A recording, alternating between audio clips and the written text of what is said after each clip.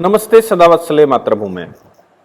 हम लोग चर्चा करने जा रहे हैं कर्नाटक में ऑनरेबल हाई कोर्ट ने परमिशन देने से पहले, यानी कि गणेश प्रतिमा की परमिशन देने से पहले जमात से अनुमति लेना, लोकल जमात से अनुमति लेना ऐसी शर्त लगा दी। पुलिस से कहा कि अगर ये गणेश प्रतिमा रखना चाहती हैं तो फिर आप लोकल जमात अगर ऑब्जेक्शन ना करे और उससे स्वीकृति हो जाए तो ही रखें। दूसरी तरफ उत्तर प्रदेश के मुरादाबाद में या कहीं पश्चिमी उत्तर प्रदेश में योगी जी की पुलिस ने नमाजियों को पकड़ लिया, मुकदमा कर दिया, हालांकि उनकी जमानत हो गई। उधर उत्तराखंड में भी कुछ ऐसा ही हो गया। तो ये आखिर चल क्या रहा है? एक तरफ तो गणेश प्रतिमा यानी गणेश महोत्सव का कार्यक्रम चल ही रहा है, हम सब जान रहे हैं। तो एक तरफ तो गणेश महोत्सव के लिए महाराष्ट्र सरकार ने दरवाजे खोल कर रखे और जो लोग कोंकण में ये गणेश प्रतिमा लेकर जा रहे हैं उनके लिए वहाँ टोल भी माफ़ कर दिया।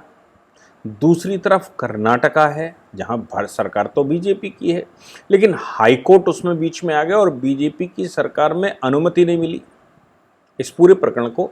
और जो उत्तर प्रदेश और उत्तराखंड में हुआ, इन पूरे प्रकरण को समझने की कोशिश करते हैं क्या क्या आखिर हुआ है। क्या कि सामान्य परिस्थितियों में भारत में एक कानून है कि आपको अगर न्यूसेंस करना है, न्यूसेंस से मतलब है कि जो पब्लिक प्लेसेस हैं उन पब्लिक प्लेसेस पर न्यूसेंस करना है तो फिर आपको सरकार से अनुमति चाहिए होती है। उस जगह पर जो भी थाना पुलिस स्टेशन लगता है या फिर एडमिनिस्ट्रेशन बैठता है, डिस्ट्रिक्ट मजिस्ट्रेट बैठता है, एडीएम एसडीएम कोई बैठता है, उनसे अनुमति की आवश्यकता होती है तो ही आप पब्लिक न्यूसेंस कर सकते हैं। उसका कारण है कि पब्लिक न्यूसेंस की सिचुएशन में बहुत बड़े बड़े दंगे भी हो जाते हैं, तो पुलिस प्रशासन रूट डाइवर्ट करता है, ऐसी व्यवस्था करता है और जो भी उनको करना होता है वो करते हैं। ऐसा आदेश भी है कि अगर आपने अनुमति दी है, बहुत सारे हाई कोर्टों ने, सुप्रीम कोर्ट ऐसा बोलता है कि अगर आपने अनुमति दी है तो फिर उस स्थान की सुरक्षा मुहैया करवाना आपकी जिम्मेवारी बनती है और आपकी अनुमति के बाद वहाँ कोई न्यूसेंस नहीं होना चाहिए। न्यूसेंस हम कहते हैं जब कोई पब्लिक प्लेस होता है जहाँ आम आदमी को निकलने का अधिकार होता है, उन जगहों को चारों ओर से घेर लिया जाता है या उन जगहों पर यातायात बाधित कर दिया जाता है या सरकारी काम में या लोगों के जो अधिकार हैं वहाँ से मूवमेंट के, उन अधिकारों से वंचित कर दिया जाता है, उसको न्यूसेंस करते हैं। वो वंचित हो जाते हैं तो ये अपराध की कैटेगरी में आता है इंडियन पिनल कोड के तहत। अब दूसरी बात, हम लोगों ने अभी कर्नाटक का ही और कल केरला का भी एक केस देखा था कि नगर महापालिका आपको अनुमति देती है, डेवलपमेंट अथॉरिटी वहाँ पर बैठी हुई है, तो वो आपको अनुमति देती है कि आप अपने मकान को कैसे बनाएंगे, उसका नक्शा पास करती है। उस नक्शा पास करने के अनुसार कितने बाथरूम होंगे, कितने लेटरिन होंगे, वो टैक्स भी जमा करती है। तो केरल हाई कोर्ट ने कल जब सर्कुलर किया था तो उस सर्कुलर में उन्होंने कहा था, चीफ सेक्रेटरी को सर्कुलर करते हुए कहा था कि बिना अनुमति के अगर कहीं भी मस्जिदें बनाई गई हैं, बिना अनुमति के कोई प्रेयर कक्ष बनाए गए हैं, ईसाइयों के जो प्रार्थना स्थल रहते हैं वो अगर बनाए गए हैं, या फिर किसी भी मज़हब धर्म यानी कि हिंदुओं में भी अगर ऐसा कुछ किया गया है जिसकी अनुमति नहीं दी गई है और वो कन्वर्ट कर लिया है, तो ऐसे धर्म स्थानों को गिरा दिया जाए और उनको साफ कर दिया जाए। बड़ा भारी केस चला था। उत्तर प्रदेश में जो मुरादाबाद में हुआ वो क्या हुआ कि वही जो मैंने कल भी बताया था कि लगातार एक पक्ष का एक मोडस ऑपरेंडी है कि वो एक क्षेत्र में जाएगा, एक मकान खरीदेगा, उस मकान को वो धीरे से कन्वर्ट करेगा, उस मकान में प्रेयर करवाना शुरू कर देगा, नमाज पढ़वाना शुरू कर देगा, मौलवी को बुलाना शुरू कर देगा और धीरे धीरे करके उस स्थान को मस्जिद घोषित कर देगा। और मस्जिद घोषित करने के बाद उसमें एक मीनार बनाकर, 2 मीनार, 4 मीनार बनाकर उसमें लाउड स्पीकर बजाकर अड़ोसी पड़ोसी को परेशान करना शुरू कर देगा। इसके साथ वो अपना ईद बकरीद का त्यौहार बनाना शुरू कर देंगे। बकरीद का त्यौहार मनाते हुए वहाँ बकरे काटना शुरू कर देंगे और मीट की दुकान बगल में मस्जिद के नीचे मस्जिद के अगल बगल खोल देंगे। ये बहुत सारे प्रकरण होते हैं जिसका परिणाम ये निकलेगा कि हिंदू धीरे धीरे करके वहाँ से माइग्रेट होने लगता है। ये एक मोड है जिसको वो करने की कोशिश करते हैं। हालांकि मेरा मानना है कि समाज में खटक समाज, या इंडोनेशिया की बात कर लें, इंडोनेशिया हिंदू स्टेट हुआ करता था। इंडोनेशिया में हिंदुओं को जैसे हम यहाँ गाय पालते हैं वैसे ही किसी समय पर उनके पूर्वजों ने सूअर पालना मस्ट किया होगा, तो उनके हर घर में सूअर होता था। कूर्म की पूजा होती थी और उसको एक अवतार माना गया। यहाँ से भारत से ही कुछ लोग गए तो उन संतों से पूछा गया कि भाई ये हमारे पूर्वज बता गए हैं कि सूअर पालन करना जरूरी है और ये कूर्म अवतार की बात करते हैं। तो यहाँ से जो लोग गए उन्होंने कहा भाई ये तो बहुत ख़राब बात है, ये तो गलत है, तो उन्होंने सूअर पालन बंद कर दिया। परिणाम ये निकला, धीरे धीरे करके इंडोनेशिया पूरा इस्लामिक स्टेट बन गया। भारत में भी ये जहाँ पर इस तरह की गतिविधियाँ चलती हैं वहाँ उन स्थानों को बचाने के लिए पूर्वजों ने सूअर पालन का काम शुरू किया होगा, उन एरियो के अगल बगल सूअर पालन का काम शुरू किया होगा। इसलिए आप ज़रा ध्यान देंगे कि जहाँ भी मुस्लिम आबादी है उसका बॉर्डर वो बढ़ते चले जाते हैं, लेकिन उसका बॉर्डर वहाँ पर आ गया जहाँ पर सूअर पालन करने वाले लोग रहते हैं।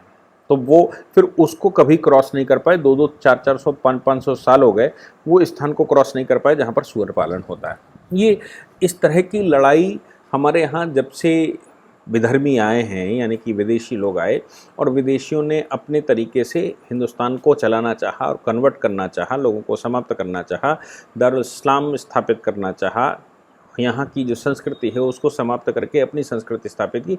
ये लड़ाई तब से चल रही है। तो फिर उत्तर प्रदेश के मुरादाबाद में 16 लोगों को बुक किया गया ये कहते हुए कि एक घर में सारे इकट्ठे हुए, मौलवी आया, उसने नमाज़ पढ़वानी शुरू करी।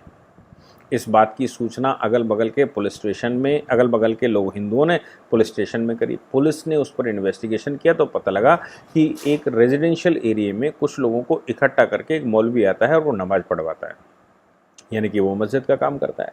म्यूनसिपाल्टी का जो वो एरिया है जहाँ म्यूनसिपाल्टी है, डेवलपमेंट अथॉरिटी है, उससे अनुमति नहीं ली गई, उसका स्ट्रक्चर नहीं चेंज किया गया, उसमें कोई परिवर्तन नहीं किया गया, तो फिर ऐसी परिस्थिति में उस पर मुकदमा हो गया। तो 505 क्लॉज 2 आईपीसी के तहत उनके खिलाफ मुकदमा हुआ, उनकी गिरफ्तारी हुई। ऐसे ही कुछ देहरादून में भी हुआ। देहरादून आप सब जान ही रहे हैं कि जैसे ही उत्तराखंड में जाएंगे, नैनीताल से शुरू करेंगे, तो वहाँ से फिर वो मुस्लिम आबादी ने एक टारगेट कर लिया है कि वो देहरादून और अगल बगल के क्षेत्रों को कवर कर लेगा। ख़ासतौर से हमारे देश में जहाँ छावनी है, छावनी के अगल बगल ये कोशिश हो रही है। मेवात नाम के होटल खोले जा रहे हैं, जो हाईवेज़ बने हुए हैं उन हाईवेज़ पर कब्जा करने की कोशिश हो रही, ताकि कभी अगर दारुल इस्लाम बनाना हो, गजवाए हिंद हो, तो जहाँ से आर्मी आ सकती है, जहाँ से फ़ौजें आ सकती हैं, जहाँ आर्मी रहती है, उन चारों ओर को घेर के रखा जाए, वहाँ पेड़ पुल काट के रख दिए जाएँ ताकि कुछ भी आगे न बढ़ पाए। इसलिए देहरादून में हम सब जान ही रहे हैं कि एक बड़ा केंद्र है, ऊपर मंसूरी एक बड़ा केंद्र है, तो वहाँ पर टारगेट कर लिया गया। अब वहाँ पर क्या है कि स्टेशन पर कुछ लोग इकट्ठे हुए और उन्होंने नमाज़ पढ़नी शुरू कर दी। पुलिस ने उनके खिलाफ इन्वेस्टिगेशन किया, मुकदमा किया और 505(2) यानी कि जो समाज में भयावह स्थिति पैदा करना या रिलीजियस एनिमिटी पैदा करना, ऐसे कुछ मुकदमे लगाकर पुलिस ने उनको बंद कर लिया। हालांकि तुरंत जमानत हो गई एसडीएम के यहाँ से, 8 लोगों की ऐसी गिरफ्तारी हुई थी। लेकिन अब ओवैसी ने उस पर कहना शुरू कर दिया है कि भाई योगी जी जो ये गिरफ्तारी की है, नमाज पढ़ने पर गिरफ्तारी की है, ये तो ठीक नहीं है।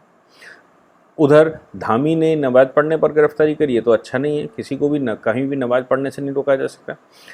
ओवैसी को शायद ये मालूम नहीं है कि कहीं भी किसी भी पब्लिक स्थान पर इकट्ठे होकर बिना किसी कारण के कोई कारण पैदा करना, ये अपने आप में पब्लिक न्यूसेंस होता है और पब्लिक न्यूसेंस की अनुमति लेनी होती है, तभी आप ऐसा कर सकते हैं। क्या ऐसे लोग जो रेलवे स्टेशन पर इकट्ठे होकर नमाज़ पढ़ना शुरू कर दें, ऐसे लोग जो बाज़ार में नमाज़ पढ़ना शुरू कर दें, रोड को जाम कर दें, क्या ये अनुमति थी? अगर अनुमति ऐसी नहीं थी तो गिरफ्तारी होना स्वाभाविक है, क्योंकि आपने कानून का उल्लंघन किया है। दूसरा, म्यूनसिपाल्टी से क्या आपने मकान को कन्वर्ट करवाया था कि आप उसमें मस्जिद बनाएंगे? अगर आपने अनुमति नहीं ले रखी थी, आपने उसका नक्शा वैसा पास नहीं करवाया था, आप रेजिडेंशियल एरिया के हिसाब से उसको लिया था, कॉमर्शियल एरिया के हिसाब से उसको लिया था, तो ऐसे स्थानों को आप दुरुपयोग नहीं कर सकते। अब देखिए, दूसरी तरफ कर्नाटक में एक महिला अनुमति मांगने गई। जब उसने अनुमति मांगी तो प्रशासन ने उसको मना कर दिया। मीनाक्षी नाम की कोई महिला थी और उसने जब उसको मना कर दिया तो वो हाई कोर्ट चली गई। हाई कोर्ट में उसने ये कहा कि साहब वहाँ लोकल रेजिडेंट को कोई समस्या नहीं है, हम हर साल ये रखते हैं और अभी क्या है प्रशासन हमें अनुमति नहीं दे रहा, ये कहते हुए कि यहाँ समस्या खड़ी हो जाएगी।